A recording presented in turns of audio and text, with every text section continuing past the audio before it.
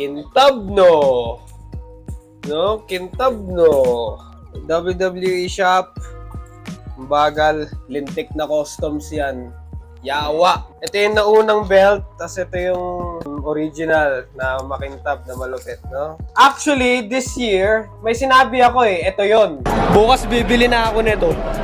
Like, bibili na ako nito bukas. Parang natatempt na ako bumili. Maghanap ako nito.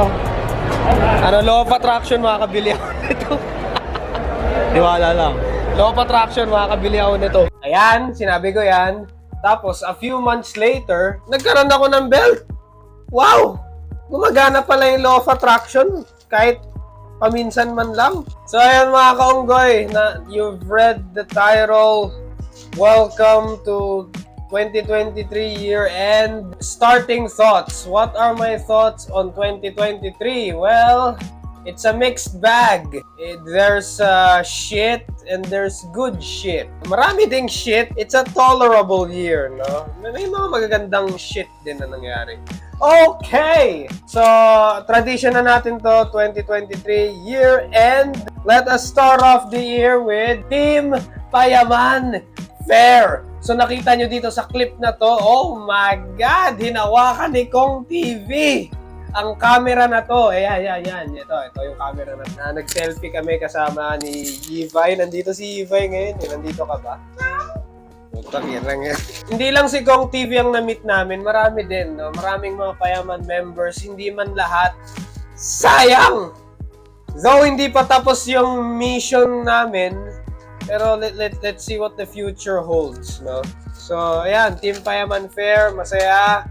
Susunod natin after years of, hiatus. Nag-meet ulit kami ni Rick G para sa isang alak tutorials for, just like old times. 2019 era, nag-alak tutorials kami just like, the good old days. Then next, ito, kasalanan ni Ralph to.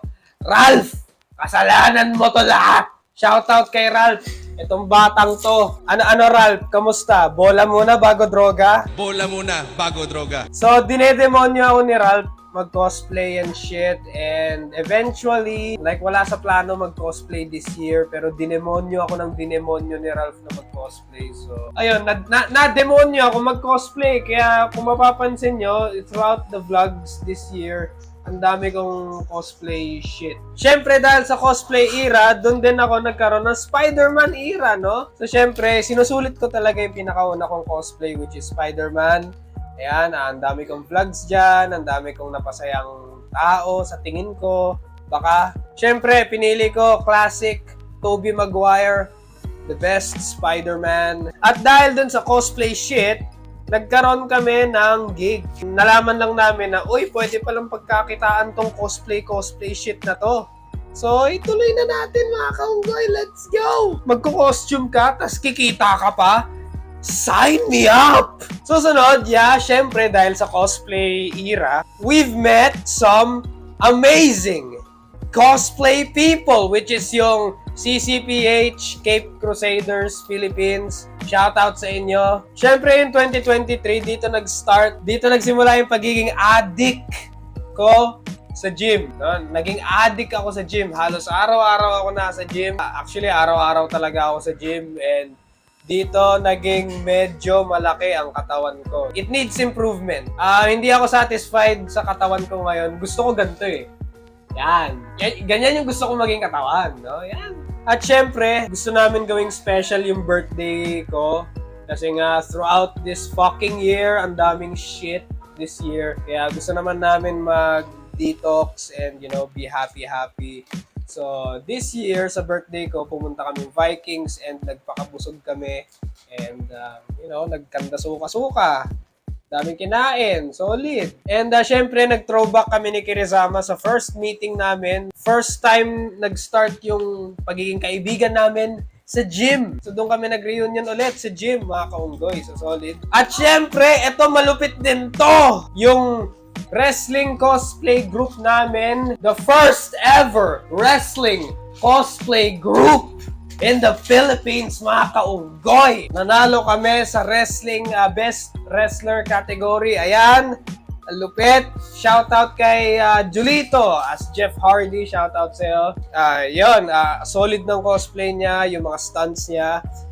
Ganon ng wrestling cosplay. Ganon yung solid, no? So, yun yung malupit. Kaya nanalo eh. So, dito nagkaroon ng Pussy Era. Like, itong Pussy Era, they multiplied like rabbits. Nung una, 3 eh. Tapos naging 9. Basta nagulat kami, bigla silang dumami. Ayan sila, oo. Ayan sila, ang kukulit, ang iingay, ang lilikot, furry, minsan amoy tae, minsan amoy gatas. Hindi mo maintindihan eh. Minsan amoy tuna.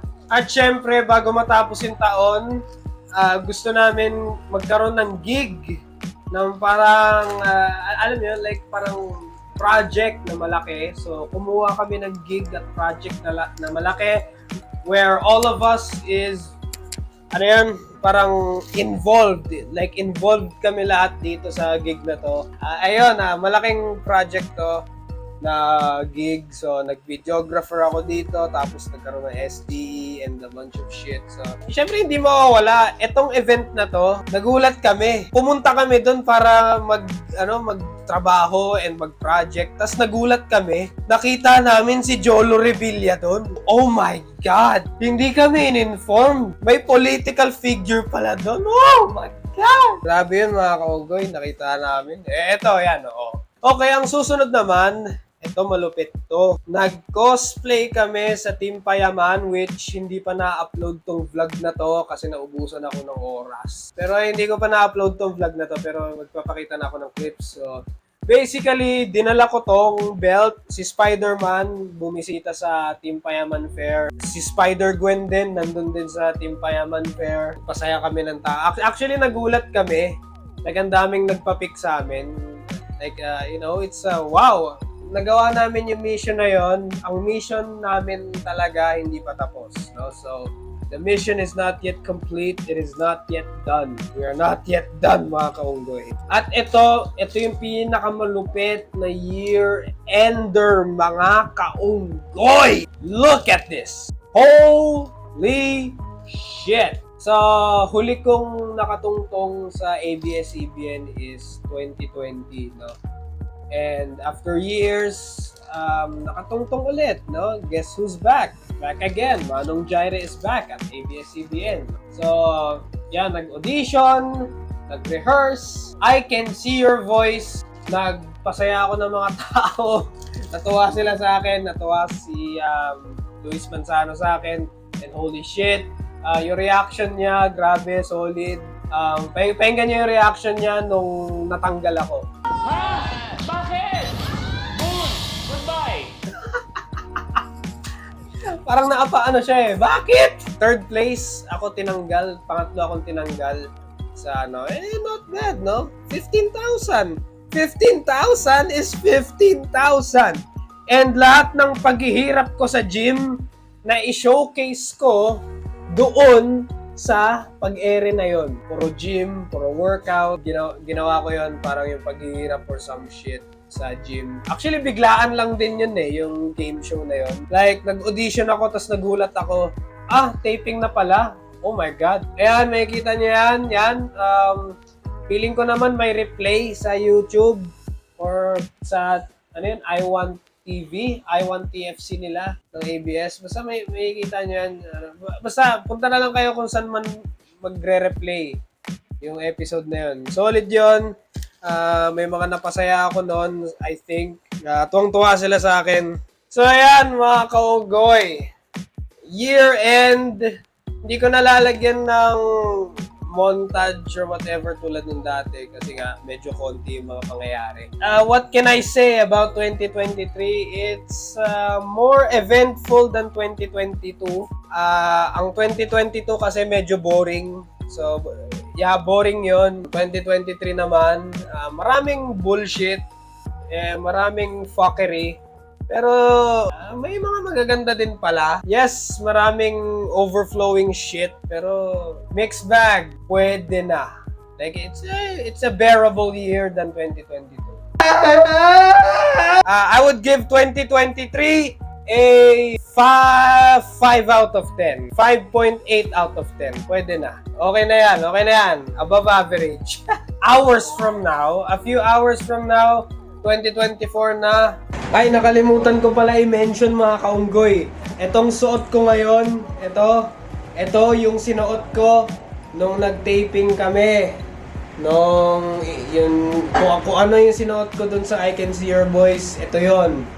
So, ito yung sinuot ko nun. So, very nice, no? It's what a coincidence. Year-end video, ito rin yung sinuot ko. Holy shit, pampaswerte.